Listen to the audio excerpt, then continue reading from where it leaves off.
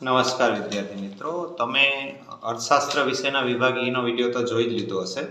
હવે થોડાક કલાકોની જ વાર છે આપણી બોર્ડની પરીક્ષાને, તો મને એમ થયું કે ચલો અર્થશાસ્ત્ર વિષયના વિભાગ ડીના પ્રશ્નો પણ તમારા સુધી પહોંચતા કરું. મેં લિસ્ટ કર્યા છે, એમાંથી થોડાક પ્રશ્નો તમને કહું છું અને બાકીનો ફોટો તમારા સામે મૂકી દઈશ. તો વિભાગ ડીમાં પણ આ પ્રશ્નો, હું એવું નથી કહી રહ્યો કે આને આ પ્રશ્નો પૂછાઈ શકે, પણ એવું કહી રહ્યો છું કે આ પ્રશ્નો પૂછાવાની શક્યતા વધારે છે. સૌથી પહેલું તો છે કે જીવનની ભૌતિક ગુણવત્તામાં સમાવેશ થતી બાબતો જણાવો.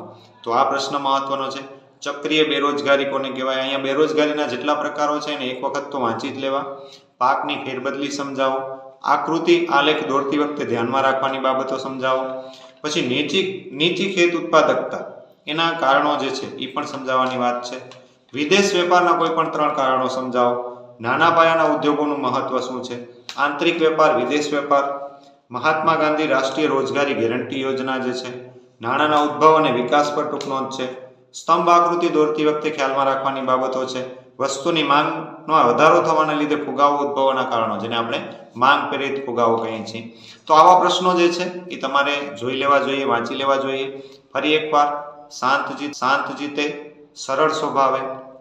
ફરી એકવાર કહીશ કે શાંત ચિત્તે પ્રશ્ન લખવાના છે, સમયનો સદુપયોગ કરવાનો છે, ટાઈમ મેનેજ કરીને આખો પ્રશ્ન પેપર પૂર્ણ કરવાનો પ્રયત્ન કરવાનો છે.